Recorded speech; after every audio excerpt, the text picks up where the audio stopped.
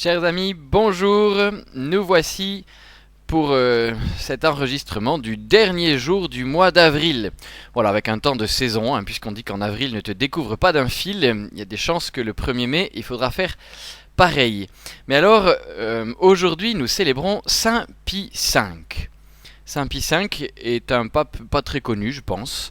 Voilà, mais pourtant c'est un pape... un grand pape de l'Église, canonisé. Tous les papes ne sont pas saints du tout. Voilà. Et premièrement, je ne sais pas si vous le savez, mais Saint Pie V, comme Bernadette, a son corps conservé, parfaitement conservé.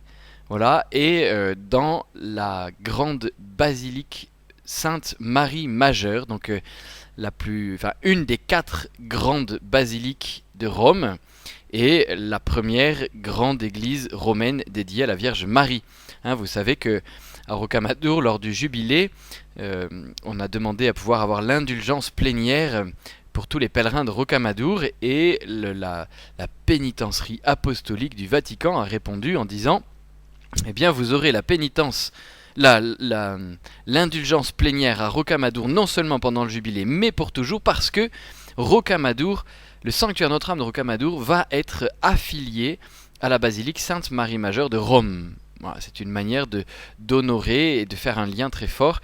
Mais Sainte Marie Majeure à Rome, c'est une très très belle église. Et puis vous savez qu'il y a un lien très fort avec Gourdon, parce que nous avons une église Notre-Dame des Neiges, et que, j'ai déjà raconté plusieurs fois, cette église, sans doute une des raisons de son appellation, eh bien, c'est de faire le lien avec cette grande basilique romaine Sainte-Marie Majeure, puisque cette église Sainte-Marie Majeure a été construite en 527, quelque chose comme ça, j'ai plus la date exacte, parce qu'il a cette année-là neigé le 5 août à Rome, alors que le pape s'était dit qu'il fallait maintenant construire une église en l'honneur de la Vierge Marie, puisqu'on avait eu le concile d'Éphèse qui avait dit que Marie était bien, qu'on pouvait l'honorer comme mère de Dieu.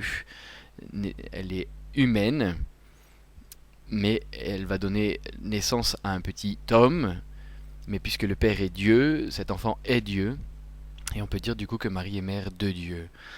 Voilà. Alors voilà, le pape d'Éphèse, le pape suite au concile d'Éphèse qui fait construire la basilique Sainte-Marie Majeure, et puis la chapelle Notre-Dame-des-Neiges à Rocamadour, à Gourdon, et puis aujourd'hui, eh bien, Saint Pie V. Alors Saint Pie V, son corps conservé, voilà, signe très beau de la manière dont le Seigneur honore le corps, dit que notre corps est important, et dans ce temps pascal, c'est important de le redire, nous croyons à la résurrection de la chair, que nous allons ressusciter en entier. Voilà. Un signe très beau que Dieu fait à quelques grands saints. Et ben voilà, ton corps est prêt pour l'éternité. Il ne sera pas corrompu, ce qui est déjà l'éternité, parce que normalement un corps, voilà. Et alors Saint Pie V, eh bien, il a fait appliquer le concile de Trente. On pourrait dire que c'est un pape qui a obéi. Pour moi, je trouve ça très important, parce que parfois on a l'impression que le pape c'est le chef, alors que le pape, vous savez, son nom, son titre, c'est serviteur des serviteurs de Dieu, celui qui obéit le plus, parce que c'est celui qui obéit à la réalité de son peuple qui est là et qu'il doit conduire.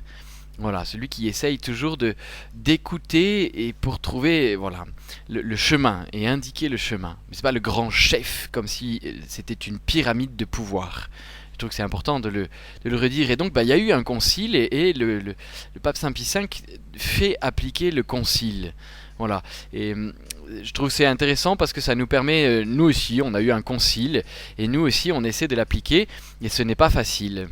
Et ce n'était pas facile pour lui non plus, parce que il y a le concile, ça veut dire l'effervescence des évêques qui se réunissent, qui parlent, voilà, c'était maintenant presque 70 ans, et alors il y a une effervescence, et il y a d'abord ce premier concile là qui est tout ce qui s'est vécu, voilà. Puis après il y a le premier écho, la manière dont on a compris ce qui se passait, qui est aussi très important, et qu'on a vécu pendant 50 ans sans doute, voilà. Et puis maintenant, il commence à y avoir l'idée que le concile, ce sont des textes, et des textes qui viennent bien d'un moment particulier, mais qui ont une valeur qui ne doit pas dépendre du moment où nous sommes, mais qui est pour toujours. C'est un concile. Et que donc en fait on va pas lire le concile en fonction de comment il a été vécu, mais de ce qu'il dit. Et que maintenant, il faut lire.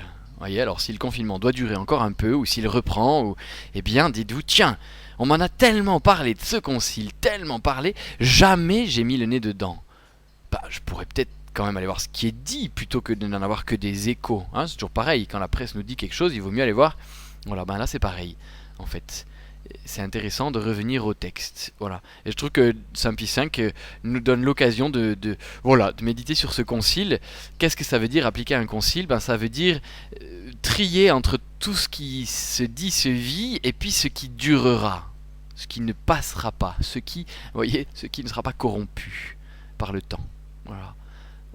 Voilà. Et puis là, le deuxième petit cadeau, c'est que voilà, on le fête le dernier jour d'avril parce que après on rentre dans le mois de mai qui est le mois de Marie, et c'est Saint Pie V qui a mis en forme le rosaire en disant voilà, on commencera par un Je crois en Dieu, puis un autre Père, puis 3 Je vous salue Marie, puis les dizaines de Je vous salue Marie seront encadrées par un autre Père, un gloire au Père, et on méditera les mystères, et voilà quels seront les mystères.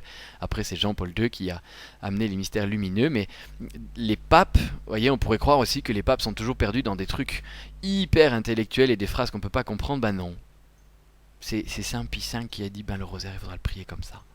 Et Jean-Paul II priait son rosaire tous les jours, et tant de prêtres, d'évêques et de papes disent leur rosaire, parce que c'est la grande prière des simples, et qu'on est tous des simples, et que c'est la prière contemplative par excellence, parce que Marie est celle qui a le mieux pu connaître Jésus, comme elle est sa mère, eh bien, en prenant les yeux de Marie, nous pouvons apprendre à connaître Jésus. Alors, que Saint Pie V nous aide à vivre un bon mois de mai, je vous souhaite une bonne journée. Au revoir.